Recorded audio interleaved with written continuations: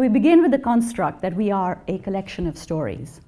We are the stories that we tell, the stories that we believe, and equally, the stories that we choose to ignore. And so I'm going to revisit some of these old, forgotten, lost stories today.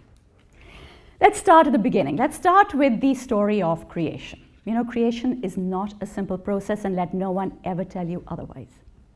According to Hindu belief, it is not even a one-man job.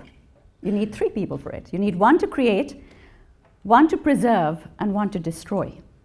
But Brahma is the great father, the creator.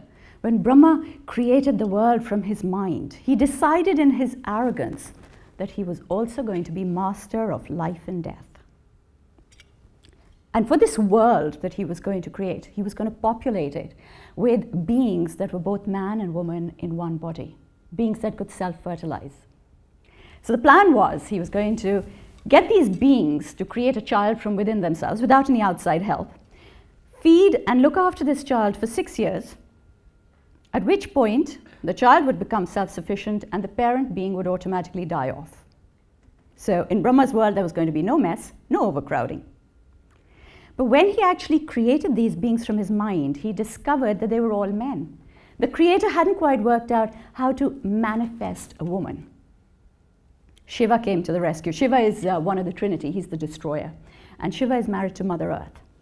Shiva came in and he reached into Brahma's mind and he pulled out a woman, Brahma's mind-born daughter. And then he explained to Brahma about men and about women and about the ecstasy of coming together. Unfortunately, Brahma wasn't listening because he had taken one look at his beautiful mind-born daughter and decided he wanted her. And Shiva had had to sit there and watch the great father lusting after his own daughter, chasing his daughter all over the cosmos because he wanted to possess her.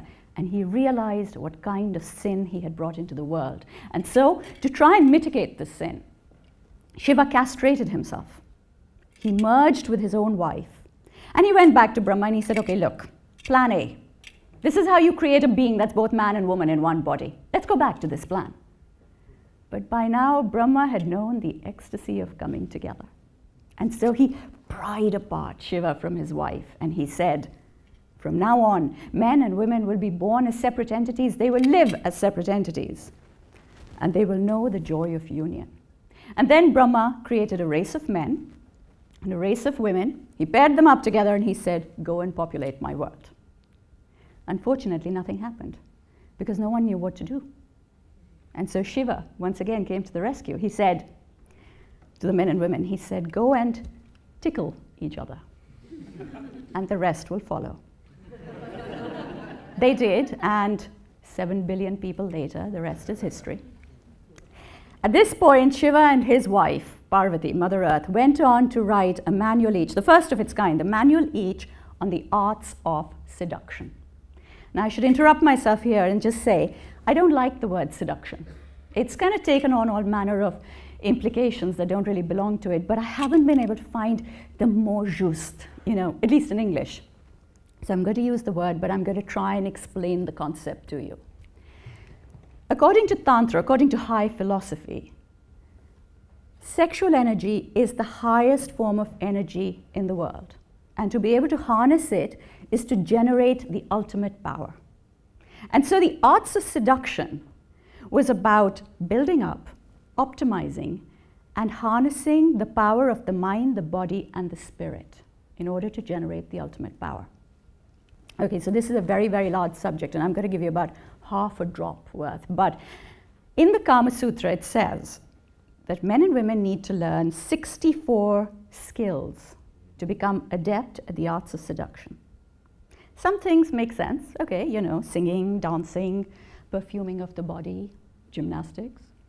Some things really don't. I mean, what does a skill in mineralogy have to do with the arts of seduction?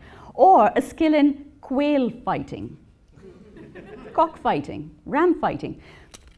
I love this one the best. What does a skill in making handicrafts out of thread have to do with the arts of seduction? It's listed in the 64 arts.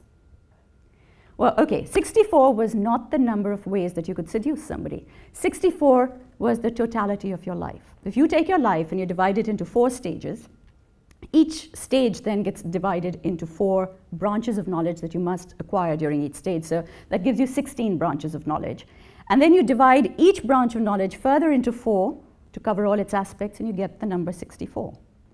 So a complete knowledge of the arts of seduction was equated with complete mastery over your entire life. Yeah, about optimizing and harnessing the power of the mind, the body, and the spirit. And I'll let you into a quick secret. According to ancient wisdom, this complete knowledge of the arts of seduction and the ability to practice it, this was known as the elixir of youth. You know, when Cleopatra decided to seduce Julius Caesar, now she didn't just want him for one night, she wanted him for keeps, and she wanted him to the exclusion of every other woman. This is Caesar, the emperor of the largest known empire of the time. He's rich, he's spoiled, he can have anybody he wants, he can do anything he wants, and she wants him all to herself forever. Do you know what was the tool of seduction that she chose to use, aside from the obvious?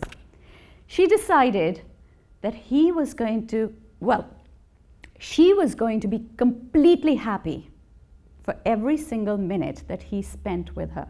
So he would associate her with just his happiest moments in his life.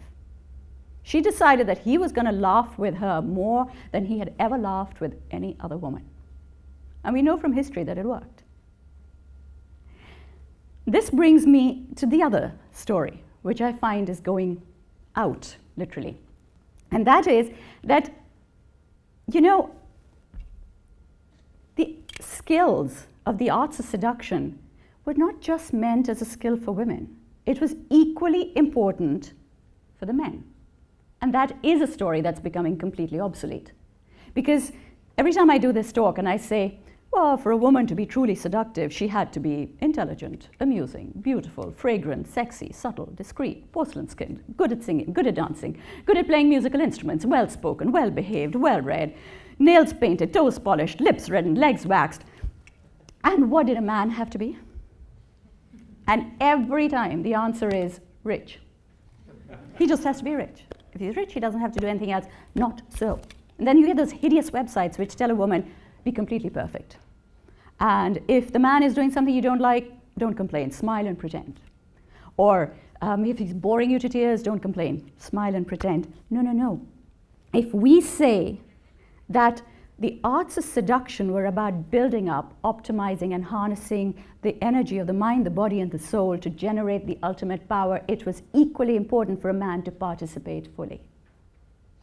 Not just was the man supposed to participate fully and know all about the skills of seduction, he also had to be able to understand the nuances, the expertise, the finesse with which he was being seduced in order to maximize his sexual energies. Yes? You know, there were lots of books written about the role of the men. There's a prelude to one of these books, which I absolutely love this story, and I'm going to share it with you. So there was a king sitting in his court. He was surrounded by all his ministers. And this woman rushes into the court, and she's stark naked. And there's complete mayhem in the court. A woman naked in broad daylight in the presence of the king. So people rush forward to try and clothe her. And she stops them, and she says, no, I have decided that I will no longer ever wear a stitch of clothing till my wish is fulfilled. So the king, I mean, you know, it's a matter of pride. He's the king. He can make things happen. He says, go ahead. Tell me what it is that you want. And she says, well, I'm completely fed up because in all my life, there has never been a man who has taken the trouble to try and satisfy me in bed. Not one, not ever. And I have decided that till I am satisfied completely, I will not get dressed. Now the king, he's given his word. He looks at his ministers expectantly. The ministers look at the king expectantly. They have a little hurried discussion, and they discover to their complete dismay that there is not one man in that room who can say with any conviction that he is going to be able to satisfy a woman completely. Now, ladies and gentlemen, imagine the level of panic. What if this form of rebellion took? What if all their wives took to the streets naked, demanding sexual satisfaction. Don't worry, the story has a happy ending. The king put out a reward. A man came forward out of nowhere. He took this woman by the hand, he took her away, and the next morning she came back to the king's court completely dressed from head to foot. You know, a picture of demureness. And she confirmed that she had been completely satisfied. The king immediately commissioned this man to write a book, putting down all his knowledge so that it would be available to every single person in his kingdom. And never would a woman have to walk the streets naked again. I absolutely love this story, but I have to say I am in awe of the kind of width of experience, the detail, the research that went into these books, specifically on the role of men. Do you know, there's even an old book that talks about the shifting of a woman's erogenous zones according to the movement of the moon. The idea being that a woman's sexuality is liquid, so it's affected by the phases of the moon. And again, it's a huge subject, so I'm just going to give you a couple of examples, you know, broad strokes. So they said that on the 14th day of both the waxing and the waning moon, for instance, the most sensitive part of a woman is her head and her hair. And the best way to get her sexual energy up is to massage the scalp gently. On the 13th day, it's the eyes. And so the eyelids should be kissed. So apparently the right eye is more sensitive during the waxing moon and the left eyelid during the waning moon. On the 7th day, I'm not going to give you all of the details because I don't have that much time, but on the 7th day, it is the navel that is most sensitive. And ideally, it should be tapped with an open palm. On the 4th day, it is the knees. His knees should press against her knees. The 5th day is the lazy man's day. A man doesn't have to do very much on the 5th day. The woman is pretty much self-sufficient on the 5th day of both the waning and the waxing moon. And just for your little bit of information, today is the 7th. No, today is the 6th day of the phase of the moon. And apparently today's is the bottom, the buttocks, which should be gently tapped, gently tapped with a fist. So, well, and then of course it goes further into the permutations and combinations. It's an incredible piece of work. But as I said, there is just so much information, and it gets lost because of the word seduction having been a victim of evolution. So I don't have very much more time, so I am going to actually finish with a little tiny example of my favorite parts, one of my favorite parts of the arts of seduction, and that is about the perfuming of the body. Now, the perfuming of the body was supposed to be a subtly shifting phenomena. So you ate a certain diet to get a base scent, and then you apply different perfumes to the rest of every part of the body. So the hair had to be perfumed with khas. Khas, for those of you who are not from a South Asian background, is the smell of fresh rain as it falls on scorching hot soil. Okay, it's the ultimate aphrodisiac in the world. So, hair with khas, neck with jasmine, arms with mint. There's a reason for every part of the body, okay? The belly button with the very heady musk, so you draw somebody in. The curve of the waist with the very subtle extract of roses. So you'd have to press your face into it. And the back, this is my favorite. The back had to be dotted, not rubbed over, dotted with little dabs of sandalwood. So you created a trail for someone to follow. Because at the end of it, you had to be like a banquet of tastes, of textures, of smells. And ladies and gentlemen, in closing, can I just suggest that this is a story you should try at home?